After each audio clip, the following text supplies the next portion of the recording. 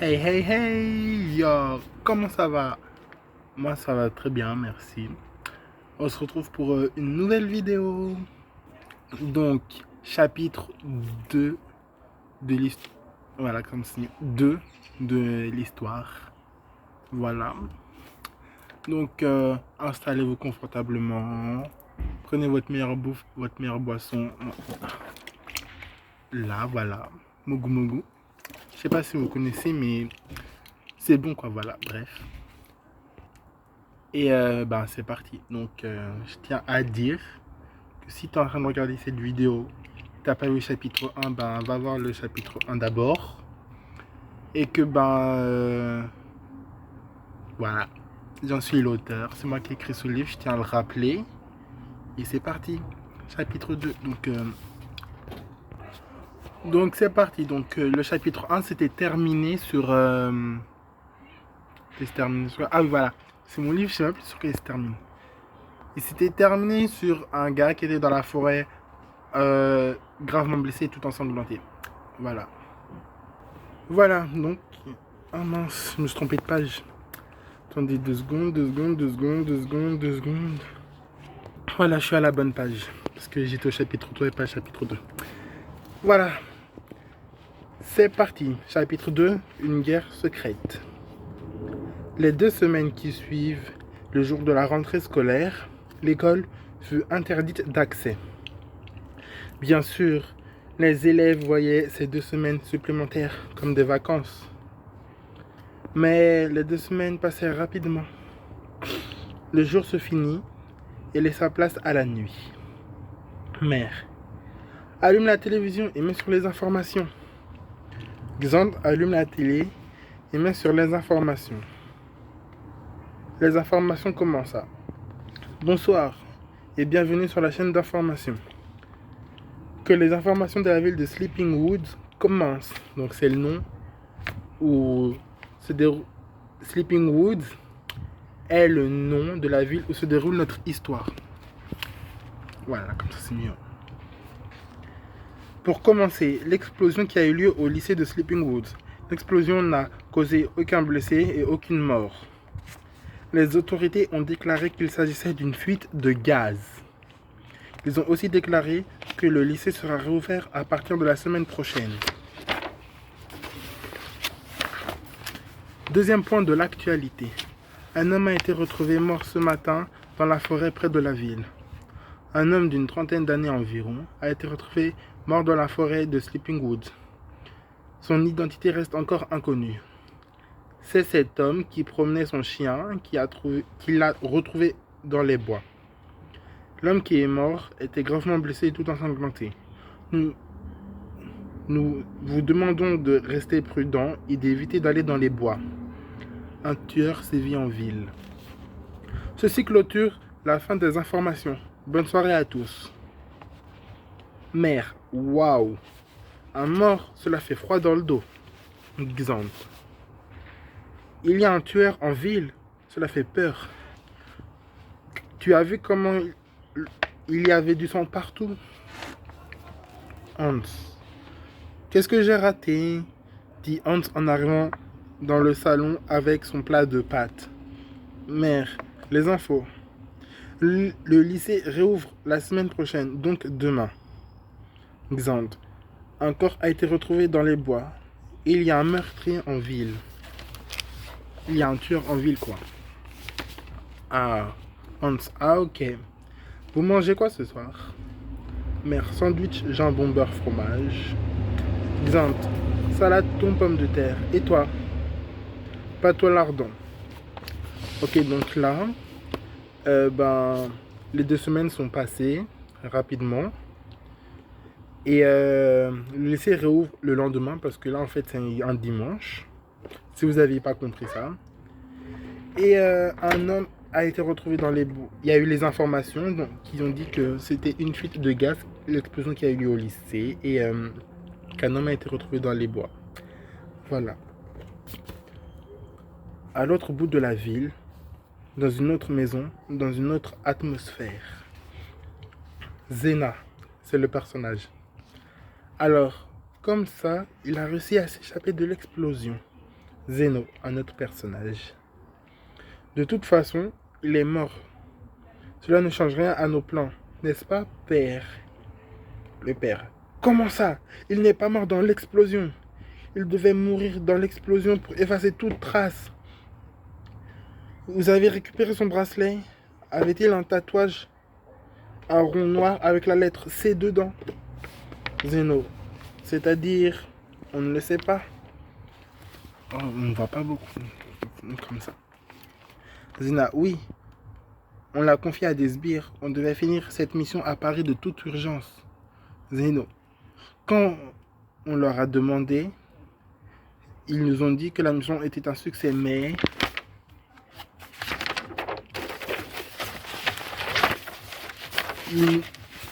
Ah, voilà. Ils nous ont parlé de aucun bracelet. Idem pour le tatouage. Père, appelez-moi ces abrutis de sbires, hurla le père furieux. Zena, Alfred. Sortant de l'ombre, Alfred, le majordome de la famille Zéphyr. Alfred, vous m'avez appelé, mademoiselle? Zena, oui. Va me chercher les sbires qui étaient chargés de s'occuper du gars du clan. Alfred, tout de suite, madame, mademoiselle. Alfred se baissa en signe d'obéissance. Tout en reculant, il disparaissa alors dans la pénombre. Père, laissez-moi vous expliquer quelque chose. Connaissez-vous le clan? Zeno. C'est contre eux qu'on se bat, non? Père. Oui. Mais savez-vous pourquoi? Laissez-moi vous expliquer. Le clan est une organisation secrète internationale qui existe depuis plus de 5 siècles. Cette organisation regroupe toutes les créatures qui existent. Humains, vampires, loups-garous, etc. Il y en a plein d'autres encore.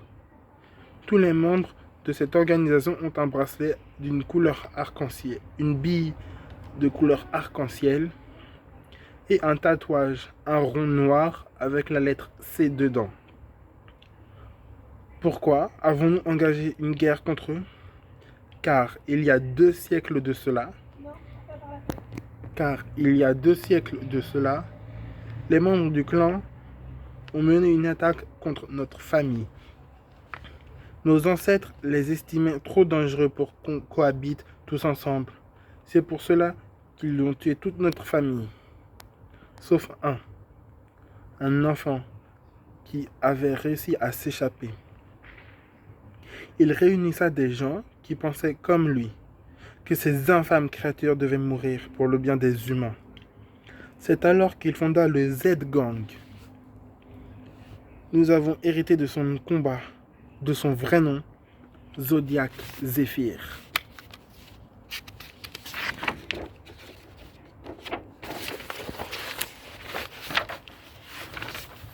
C'est alors que la famille Zéphyr s'est lancée dans un combat sans merci contre le clan à l'aide des 5 familles.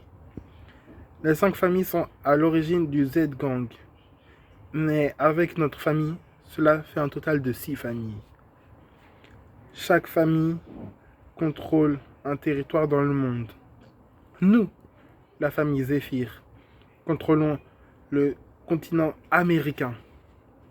La famille Gortak contrôle, elle, l'Europe. La famille Armilis contrôle, elle, l'Afrique. La famille Narp contrôle, elle, l'Europe. La famille Goumil contrôle, elle, l'Asie. Oups, je me suis trompé. La famille Narp contrôle, elle, l'Antarctique. On va refaire un. La famille Gortak contrôle, elle, l'Europe. La famille Zéphyr contrôle le continent américain. La famille Armélis contrôle l'Afrique. La famille Narp contrôle l'Antarctique.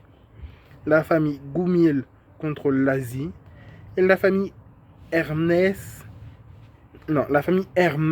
contrôle, elle, l'Océanie. Voilà, vous savez tout maintenant. Donc là, on est dans une autre maison. Dans la maison de la famille Zéphyr, donc, il y a le père, Zeno et Zena. Zeno et Zena, c'est les enfants du père, si vous n'avez pas compris ça. Et en fait, le père explique leur mission, donc pourquoi ils se battent contre un groupe qui s'appelle le clan. Et apparemment, le gars qui est mort dans les bois faisait partie de ce clan. Donc là, le père il leur a expliqué l'histoire, pourquoi ils se battent contre eux. Voilà. Voilà. La suite. Alfred. Mademoiselle, voici les sbires. Sbire 1. Yo, Zena, tu nous as appelé? Sbire 2. Regarde, il y a même Zeno. Sbire 1. Bon, qu'est-ce que vous nous voulez? Sbire 2. On a des trucs à faire, alors dépêchez-vous. Et c'est un ordre. Zeno. Nous n'avons aucun ordre à recevoir de vous. Zena. Au contraire, c'est nous qui vous donnons les ordres. Sbire 1. Parce que vous croyez qu'on a peur de vous? Sbire 2. On vous prend quand on veut. Vous êtes que des enfants. Qui aurait peur de vous? Les deux sbires se mirent à rire et à se moquer de Zeno et Zena. Mais dès qu'ils entendirent la voix du chef, ils tombèrent de haut. C'est comme s'ils parlaient avec la mort en personne. Le chef. Et moi, je vous fais peur? J'ai quelques questions à vous poser. Et si vous mentez, vous le regretterez. Est-ce qu'ils vous ont confié une mission? On tourne la page. Sbire 2. Oui, car il devait soi-disant aller à Paris. Chef, quel était le but de cette mission? Sbire 1. On devait tuer quelqu'un lors d'une explosion, mais il a réussi à nous échapper. Alors on l'a poursuivi jusque dans la forêt. Sbire 2. Quand nous l'avons retrouvé, nous avons réussi à le tuer. Sbire 1. Couronné de succès, la mission finie, nous sommes rentrés. Chef, je vois. Est-ce qu'il avait un bracelet avec une bille de couleur arc-en-ciel? Avait-il un tatouage, un rond noir avec la lettre C à l'intérieur? Sbire 2. On n'a pas vu de bracelet, ni de tatouage. Sbire 1. Si, moi j'ai vu un tatouage sur l'épaule gauche. C'était un cercle noir avec un C à l'intérieur. Comme vous l'avez dit, son tatouage était entier, tout complet. Pourquoi? Chef, et vous vous êtes reparti directement? Sbire 2. Oui, vu qu'on l'a tué. Sbire 1. On n'allait quand même pas rester là. On n'allait quand même pas enlever son tatouage. Sbire 2. Oui, ou même le brûler, ce serait bête. Ou même, pourquoi lui prendrait-on son bracelet? Les deux sbires se mirent à rire. Le chef était furieux, croyant que les deux sbires se moquaient de lui. Chef. Le chef. Vous vous moquez de moi? Vous n'avez même pas fait votre travail.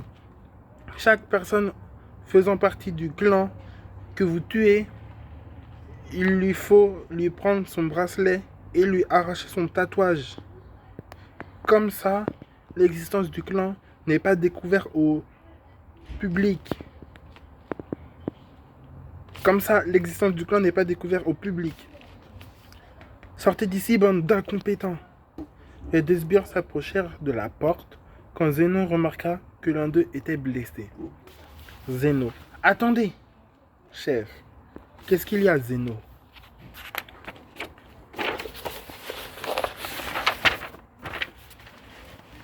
Zeno, toi là, où tu as eu cette blessure? Tu ne l'avais pas quand nous t'avons envoyé en mission.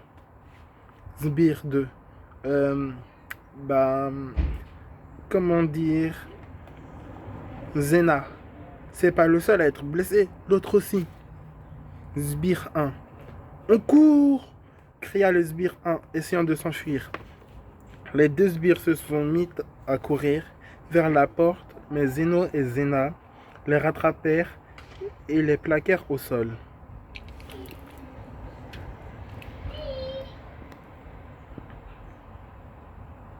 Sbire 2. On a été blessé par un gamin qui nous a vus, dit le sbire en pleurant.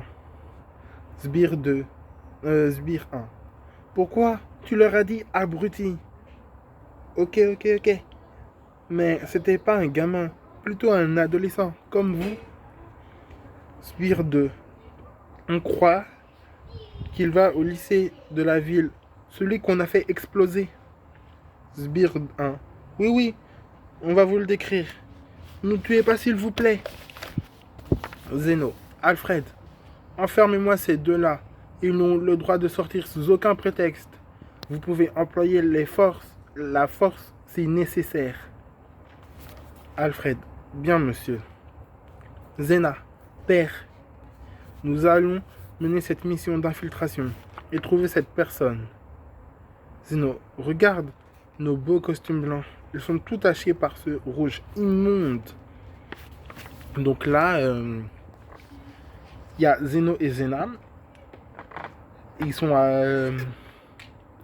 ont envoyé deux sbires faire leur mission à leur place parce que soi-disant qu'ils avaient un truc à faire à Paris. Quoi? On ne sait pas. Donc, ce sont les deux sbires qui ont fait exploser le lycée. Si vous vous souvenez bien dans le chapitre 1. Et qui ont tué le gars qui est dans les bois. On dit que un enfant les a vus. Nous ne savons pas plus. Et peut-être que cet enfant va au lycée de la ville. Peut-être pas. Voilà. Si vous n'aviez pas compris ce que je viens de lire. Continuons. Le lendemain, la reprise. Après l'incident du lycée, il est de nouveau ouvert. Keoni, sortie de chez elle, elle croisa un garçon. Keoni se mit à avoir de plus en plus peur, car le garçon la suivait. Elle arrivait en panique devant l'école. Elle ne connaissait personne, ne savait pas vers qui se tourner, jusqu'à ce qu'elle reconnut quelqu'un.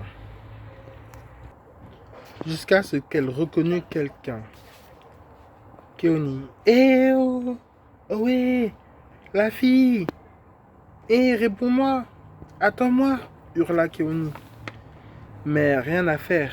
La fille ne se retourna pas. Le garçon se rapprocha de plus en plus d'elle. Et au moment où il tendit sa main, Keoni, désespéré, fonça et rentra dans la fille.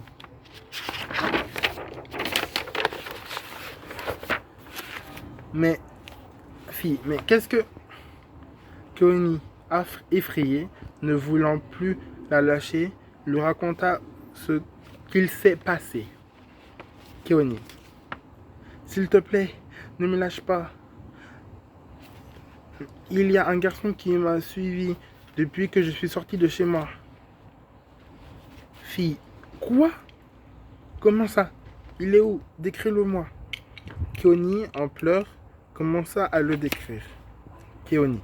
Grand, cheveux noirs, yeux noirs, avec un grand et long manteau qui lui arrive jusqu'aux pieds. Et aussi, on ne voit pas ses mains, les mains sont trop longues. Il y a un symbole bizarre sur son manteau, au niveau de l'épaule droit. Un triangle avec un croissant de lune. Fille, ok, laisse-moi regarder quelques secondes. Trouvé! C'est lui là-bas. Keoni, oui, c'est lui. Fille, c'est bizarre. Keoni, qu'est-ce qu'il y a? Keoni, qu'est-ce qu'il y a? Fille, il n'est pas inscrit au lycée. Keoni, attends, comment? Mais, je ne comprends pas. Comment tu le sais? La fille, je suis la présidente des élèves. Par conséquent, il est de mon devoir de connaître tous les élèves de l'établissement. Allons lui parler. Les filles se dirigèrent alors vers le garçon, mais quand il vit les deux filles arriver vers lui, il prit de peur, il partit en courant. Oula. Fille, et toi, là, non mais pour qui tu te... Ben, il est parti. Keoni, merci, je ne savais pas quoi faire. Fille, de rien. Et puis, c'est normal. Bon, moi j'y vais, tu sais où me trouver. Keoni, attends, dis-moi au moins comment tu t'appelles.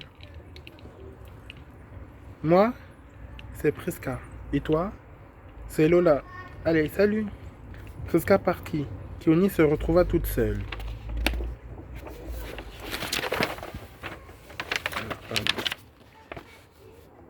Mais moi, mon prénom c'est Keoni, dit Keoni toute triste.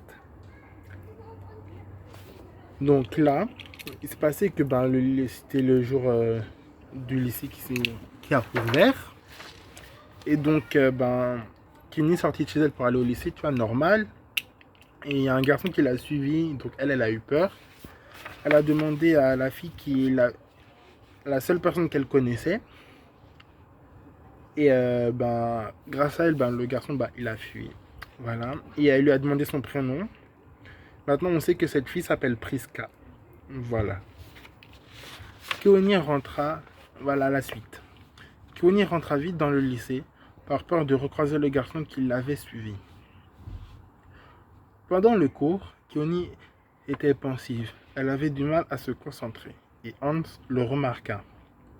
Keoni tourna la tête en direction des fenêtres et vit pour la seconde fois le garçon qui l'avait suivi ce matin. Mais cette fois, il avait un message pour elle. Ce message disait « Suivez-moi ». Surpris, Keoni hurla, interrompant le cours. Puis se leva et sortit de la classe en courant. Hans faisa de même. Il se leva et se mit à courir en essayant de rattraper Keoni. Quand le garçon vit Keoni arriver en courant, à son tour, il se mit à courir, comme s'il fuyait. Il courut vers la forêt. Il entra dans la forêt, mais cela n'arrêta pas Keoni qui continua de le poursuivre. Hans continua aussi à poursuivre Keoni qui courait après le mystérieux garçon. Leur course-poursuite se continua dans la forêt, quand tout à coup le garçon s'arrêta dans une clairière. Keoni s'arrêta aussi, faisant face à ce garçon. Quelques secondes après, Hans arriva. Il y avait du sang par terre. Hans le remarqua très vite. Keoni et Hans face à un mystérieux garçon. Keoni, qui es-tu? Fin du chapitre 2. Et voilà, c'est fini. Donc, avant de clôturer cette vidéo, je vais vous dire ce qui s'est passé. Donc là, ils étaient en cours. Et le garçon, il est revenu. Keoni a vu par la fenêtre le garçon. Et un garçon avait un message qui disait « Suivez-moi ». Donc, elle est sortie, elle l'a suivi. Jusque Hans a fait pareil. Et ils se sont arrêtés dans une clairière dans la forêt. Et voilà. La suite dans une prochaine vidéo. Ouais, c'est la fin du chapitre 2. Et voilà, donc fin du chapitre 2. J'espère que vous avez aimé. En tout cas, moi je kiffe écrire cette histoire. Je suis en plein écriture du chapitre 3. Donc voilà. Bye et bonne journée à vous tous. Salut!